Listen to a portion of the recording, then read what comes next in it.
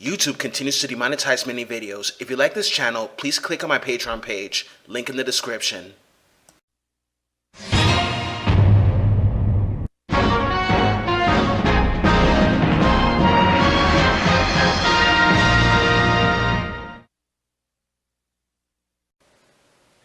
Hey gamers, this is John, host of Video Games in the World. To all the female gamers and developers, happy International Women's Day. We all know what International Women's Day is all about. It's to celebrate the social, political, and economic achievements of women around the world. Last year in Season 1 of Video Games in the World, we talked about women in video games, from damsels in distress to strong female characters, debunking the claims of Anita Sarkeesian, and also demographics of female gamers. In this episode, we shall talk about female developers and protagonists and also mention why they are so good and how they do not pander to the types of people that harp about my privilege all the time. Let us begin, shall we? There was a time where in most games of action and adventure, the leads were mostly male. Of course, there's still lots of male leads, but what about female leads? Yes, we've had female leads, lots of them. Starting with the very first one, Samus Aran. Samus Aran was the very first female protagonist, and she's the main character in the hit Metroid franchise. Her story is this. She was born in the earth mining colony called K2L to Rodney and Virginia Aran. One day, during a mining operation, the space pirates appeared and killed most of the residents, including her parents. She was the only survivor and was found by the bird people called the Chozo. She was infused with Chozo blood and became a super warrior and athlete. She was trained in the ways of fighting and survival and became part of the Galactic Federation Police and was mentored by Adam Malkovich. She later left and became a bounty hunter, and now she fights against her enemies, the space pirates, including the murderer of her parents, Ridley. Samus Aran was based on Ellen Ripley, as Metroid is based on the famous Alien franchise. Samus being revealed as a woman was an iconic moment in gaming history, which struck a blow for gender equality. And her popularity paved the way for various strong female characters such as Chun-Li, Sonya Blade, Kitana, Lara Croft, Regina, Aya Brea, Joanna Dark, Blood Rain, Kate Archer, Ayame, Hana, and many more. Now, there have been strong females as sidekicks, but are they all sidekicks? Someone I won't mention seems to think so. Short answer, no. There have been tons of strong women who worked solo or were the leaders of the group. Here's a list of game series where women have led a party and also mentored not only female characters but male ones as well. Fire Emblem has its share of strong women like Keita, Vanessa, Tana, and many more. But are there female leaders of a unit and protagonists? Yes, there are, and here are the examples.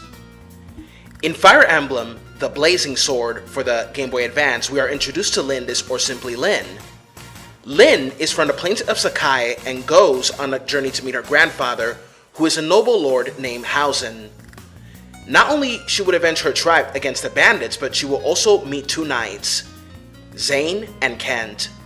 They were both sent to find her and bring her before her grandfather, although they were ordered by a power-hungry noble called Lundgren to kill her. They decided to bring her before her grandfather and ignored Lundgren's orders. Lyn then leads a group not only fighting bandits but also against the forces of the power-hungry Lundgren. During this journey, she realizes that her mother was from Kalen and her father a nomad from Sakai, and they fell in love against Hausen's wishes. But then Hausen realized he cannot interfere with his daughter's happiness because everyone deserves to be happy. In the next part of the story, she joins with Eliwood and Hector to fight against the evil forces of Nurgle, who seeks to release the dragons and wreak havoc upon Elebe. Another interesting thing about Blazing Sword is that gamers can decide whether the strategist is a male or a female. And Lyn, she is a very reasonable and compassionate person who helps the avatar in the game as well. At the beginning, of course. Some of the female villains also lead their own groups such as Limstella, Sonia, And there's also Ursula of the Four Fangs, which is the elite group of the Black Fang criminals in the game. In Fire Emblem The Sacred Stones, Erika is also a leader and in her own story before her brother Ephraim's story. Erika is the princess of the kingdom of Renes. When she escapes, she can hold on her own and even becomes leader of a group with her second in command, Seth. Selena is a Grotto general. Although an antagonist, she seems to be questioning herself and the kingdom, but she dies bravely in combat. La Rachelle is a troubadour that leads her own small group and joins with Erika as well. In Fire Emblem Radiant Dawn, there's Micaiah. She is the de facto leader of the Dawn Brigade, which seeks to free the kingdom of Dayan from the Baeknyan occupational army, which rules the kingdom with an iron fist through fear, intimidation, and terror. Before her role as a leader, she was a fortune teller, and later, after the events of Path of Radiance, she led the Dawn Brigade and people saw her as a symbol of hope due to her powers. She succeeds in liberating Dayan, but it's only the beginning of her troubles due to the blood pact that Peleus unknowingly signed during peace talks. At the end of the game, she becomes the Queen of Dayan. In Part 2 of Radiant Dawn, Elincia is the Queen of Crimea. However, many people seek to overthrow her, such as the rebel leader, Duke Ludwig of Felleray. But she reminds him that strength alone does not make a great leader, but also conviction and compassion. And also, revenge against Dayan will not bring those who died back. It'll become a lot worse. Lucia can lead a small unit to spy on Ludwig and learn of his plotting to overthrow the noble ruler of Crimea. Also noted in terms of female leadership are Apostle Sanaki from Baeknyan. Sigrun leads a unit of Pegasus Knights along her second-in-command, Tanith. And in the series, Pegasus Knights are universally female, but in Fates, Shigure is the first male Pegasus Knight. Lucina in Awakening can be the main protagonist instead of Chrome, depending on a player's choice as well. In Fates, players can decide if their avatar is a female as well. However, the main protagonist of the game is Asura. The Perfect Dark games are very memorable, and many gamers, including myself, who wish to see a reboot or a new game. Although not as popular as GoldenEye for the Nintendo 64, this game is a memorable, rare gem. In this game series, Joanna Dark is the main protagonist. She's a very skilled agent and proficient fighter who embarks on many missions fighting terrorist organizations and a hostile alien race called the Scatter. According to lore, her father Jack Dark taught her how to fight when she was 7 years of age, and also how to operate firearms. She briefly attended an American school in Beijing, China, but was expelled after hospitalizing another student following a bullying incident. As a result, she was homeschooled by her father, including some online and remote teaching and tutoring by AI lecturers. Her innate curiosity filled in most of the gaps. In Perfect Dark Zero, prequel to the original game, Joanna assisted her father on her first field op, but things don't go so well and she has to rescue her father, in which she succeeds. She is later rescued by Jonathan Steinberg, who becomes her sidekick in the original game, and later becomes employed by the Carrington Institute. In the first game, she rescues an AI called Dr. Carol from Datadyne, and later her boss, Daniel Carrington. She would later be rescuing the President of the United States, a Mayan alien named Elvis, and even defeat the Skadar. Many old school gamers would love to see Joanna Dark return for a new game or a reboot, but only time will tell, gamers. Dino Crisis is like a mixture between Resident Evil and Jurassic Park, yet it is a very loved survival horror game. The main protagonist in the first two games is Regina. Regina is part of a paramilitary group that has a mission to rescue Dr. Kirk on Ibis Island. Kirk, a leading energy researcher believed to have died tragically in an accident some years prior to the game, had been identified by Tom as the facility's lead researcher and supervisor, though it appeared that the main research project at the facility was not in weapons development. Upon arrival on the island in search for her CO, she is ambushed by a dinosaur and she investigates further. She discovers that the research facility has been attacked by dinosaurs, and Dr. Kirk is the culprit due to an experiment known as the third energy gone wrong. A rift in space was created and a pocket of the island from their time was exchanged with the same from the past, bringing dinosaurs back into their time. In the second game, due to the use of the third energy, time is being altered and the dinosaurs are becoming rampant. Regina must leap into action once again and save the world. Cynical, sarcastic, and sardonic, Regina treated missions and people in a detached, cool manner. Unfazed by gore or horror, she consistently proved herself an effective agent. Despite her unattached mannerisms, Regina cared for her team and the people they encountered, worrying about wayward agents, comforting dying men in their last moments. And also, Regina seems to have a habit of interjecting humor into serious situations, such as when Gil finds blood and believes there was fighting, and Regina jokes, "I still say, you could have done this." However, the Resident Evil series has its strong women such as Jill Valentine, Claire Redfield, Ada Wong, Sherry Birkin, Helena Harper, and Sheva Alomar, not to forget all the women from the Outbreak games. In Resident Evil 3, Jill fights to escape the doomed Raccoon City and joins forces with Carlos Oliveira of the UBCS mercenary force. When Carlos seems to lose hope, Jill smacks some sense into him to not give up. Claire Redfield is more of a main protagonist in Code Veronica than Chris himself. Steve joins with Claire to escape from Rockford Island. Some would say he is a sidekick, but they work together as a team to escape. I would not call Sheva Alomar or Helena Harper sidekicks, but mutual partners with Chris and Leon. Sherry can also be the lead, depending on a player's choice. Resident Evil Operation Raccoon City has a female lead and the leader of her own squad. Her name is Karina Lespruz, also known as Lupo, which is Italian for wolf. Lupo leads the Wolfpack Delta Squad, and her mission is to destroy any incriminating evidence against Umbrella due to the T-Virus outbreak in Raccoon City. She also has to kill any survivors and witnesses, and she can have a choice to kill Leon and Claire or let them escape. Prior to these events, she married, but her husband proved to be a violent man, although she tolerated his abusive nature for the sake of their children by relying on her training and discipline as a former soldier. However, she ultimately killed her husband when he began abusing one of the children. And that is instant karma, ladies and gentlemen, because I hate domestic violence. Big time. Since 1998, Silent Hill has been one of the most iconic horror games ever made, and instead of a zombie biohazard type of game, this one is more about the supernatural and various religious references. The game has its own strong females like Sybil Bennett, Anne-Marie Cunningham, and many more. In Silent Hill 3, the main protagonist is Heather Mason, adopted daughter of the protagonist of the first game, Harry.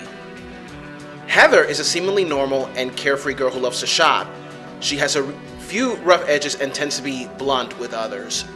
One trait of Heather is that she is moody and loses her temper quite easily at things that frustrate her, which are considered normal traits for a teenager.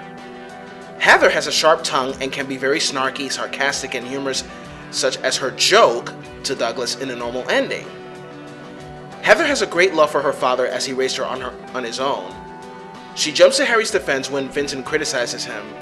When Harry dies, she is completely distraught. After Harry's death, there is a very noticeable change in Heather's personality. She gradually becomes reflective and somber. If Heather examines a movie poster in her room, she comments, "I always liked that line, but now it just seems stupid," regarding staying hopeful in despair. According to the character's voice actress, she said the following: "I like the character Heather. She is sort of a badass and a bit of a tomboy. Although she was very young, she was quite fearless and strong. Heather was really interesting and a great character to play. Heather Morris." The very first female protagonist in the series is Terra from Final Fantasy VI. She was born half human and half Esper and was taken by the Gestalian Empire, which seeks to revive the destructive force called magic, which destroyed the world a millennia ago due to the War of the Magi. She later breaks free from her collectivist past and joins with a group to fight against Gestal and Kefka. She leads her group, and sailors can do so as well. During this journey, Terra learns all the good things in life, but her most favorite trait to learn is love. Love is a powerful force that binds us together. In Final Fantasy X-2, Yuna is more of a leader of the Gullwings than brother. Some would say that Yuna leads the group, because she is more qualified to lead a group due to her calmness, her voice of reason, and does not back down from a fight. Her two companions are Riku and Pain. They can both advise her and comfort her whenever there are tight situations. The good memories and her friends are what keep her going, and she is seeking for her long-lost love, Tidus.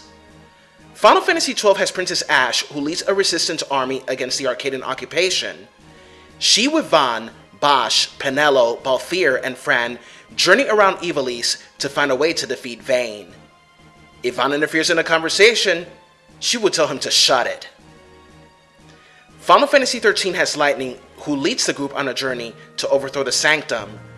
At first, she is cold and distant, but she proves to be a caring person and even mentors Hope Estheim in toughening himself up. Thanks to Lightning, Hope learns that being tough is not just about throwing a punch and lifting heavy stuff, but also think wisely. In Final Fantasy Tactics, although an enemy at first and not a protagonist, Meliadoul leads a force in Byrvania against Ramsa to avenge her brother. It is shown that her unit consists only of women. In Parasite Eve, Aya Brea is more of a complex character. For the most part, she is portrayed as strong-willed, intelligent, and honest heroine. Although quite on the surface, she can be very stubborn and unyielding, occasionally entering arguments with Daniel because of her stubborn nature. Aya is meek and modest in nature and does not boast about being a hero or possessing superhuman powers. While Aya is mature when it counts, she also tends to be pretty sarcastic, cold, and brooding with a sardonic sense of humor. She sometimes cracks silly jokes, likely to cope with her awful predicaments. It doesn't help that Aya has a bad habit of not being able to take people seriously sometimes, particularly when they express any sort of interest in her. She tends to brush them off. Sometimes it's easier for her to pretend that people are just being insincere most of the time. When Kyle says she has a pretty smile, her reaction is, "What? Hey!" which says a lot about her. In the first game, she only went with a date with someone simply because he kept pestering her about it. She only chose the opera as a setting.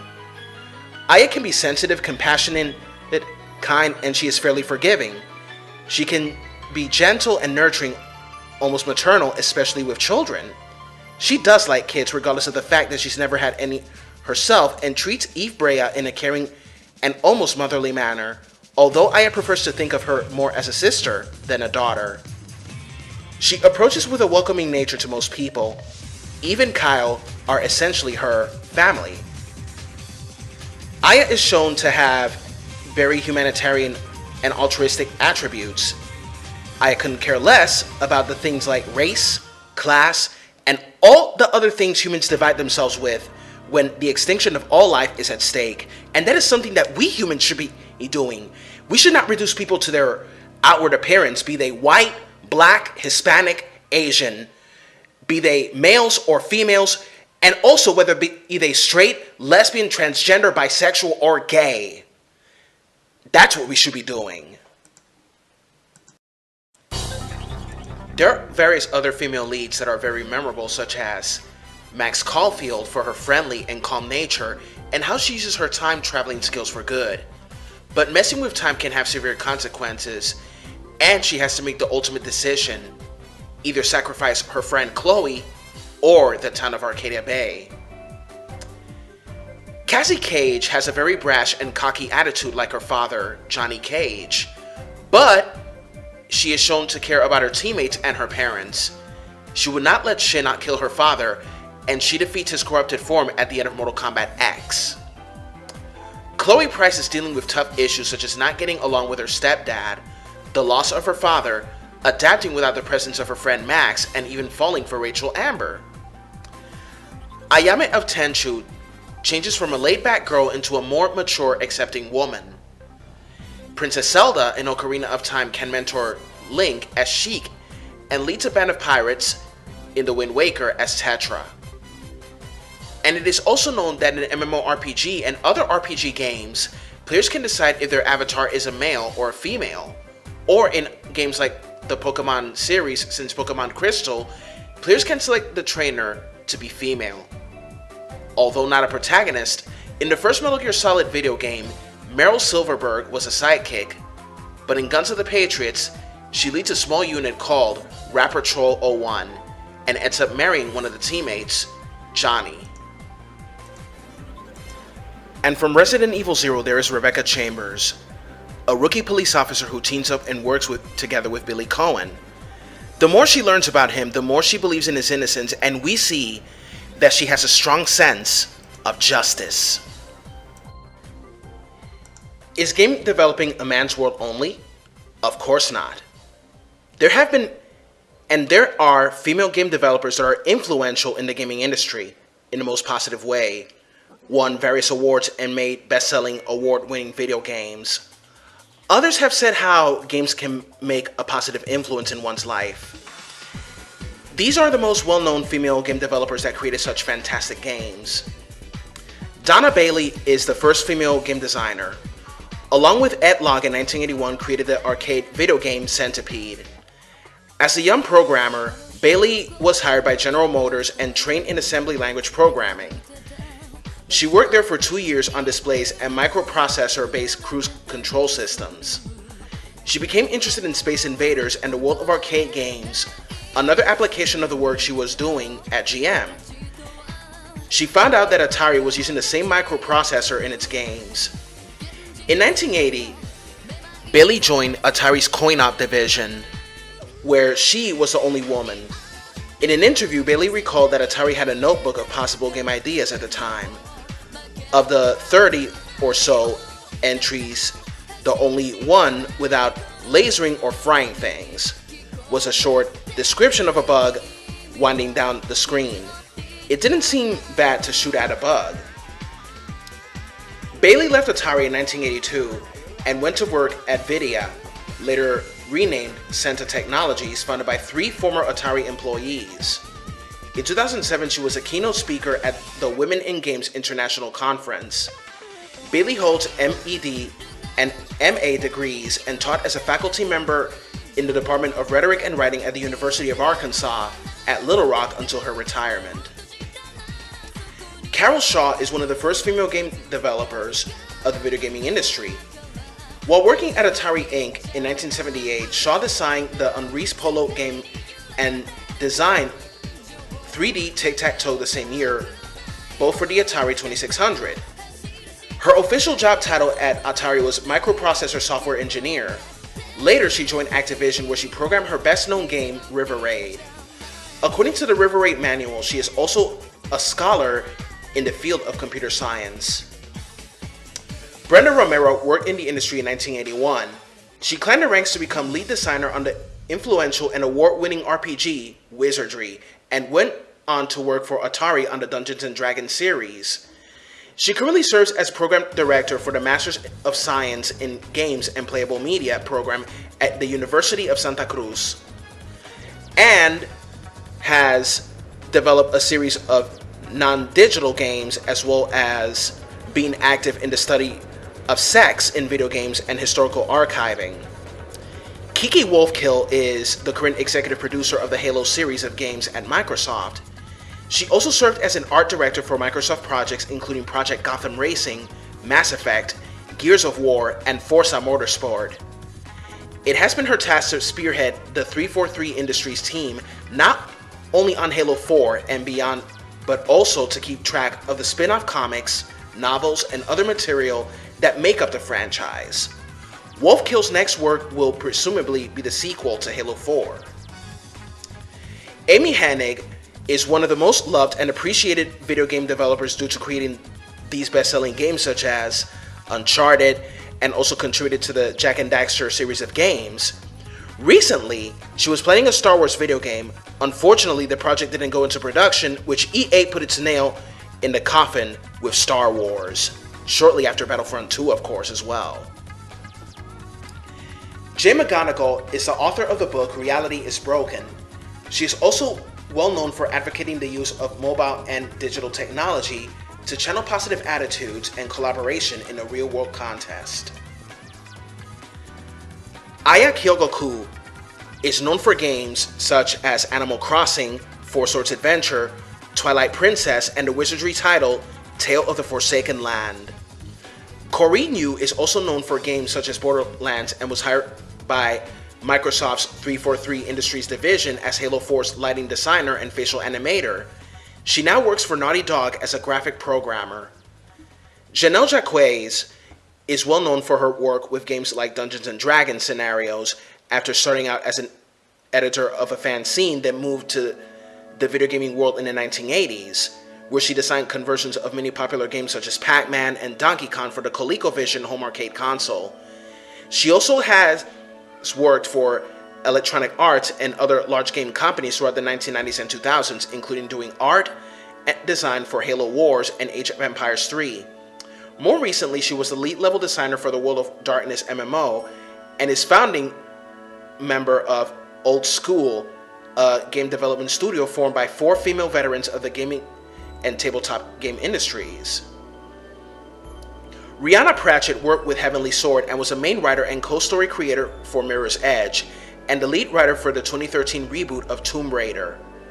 She also wrote the script for Overlord for Triumph Studios and penned comic book tie-ins for Tomb Raider and Mirror's Edge, as well as background dialogue for BioShock Infinite and Prince of Persia. There are even several female developers who did an amazing job with various games like The Sims and many more, such as Lucy Bradshaw, Kelly Santiago, Anna Anthropy, Helena Santos, Elizabeth Sampat, Kim Swift, Aurélie Debant, Jade Raymond, Anna Kipnis, and many more. And finally, in conclusion, I must say that if you think that women are not represented enough in gaming, here's my advice. Pick up a controller, turn on your console, and play. Also, when it comes to female characters, I don't focus solely on their bodies, but on how they are developed and what I like and don't like about them. Female game developers have done awesome jobs with producing, writing, designing, and many more, while some of them kind of messed up. Game design and development is for everyone. Ask any gamer, any real gamer. It don't matter whether you're male or female or what game console you're playing. Gaming is gaming. Until next time, gamers, comment, share, rate, and subscribe.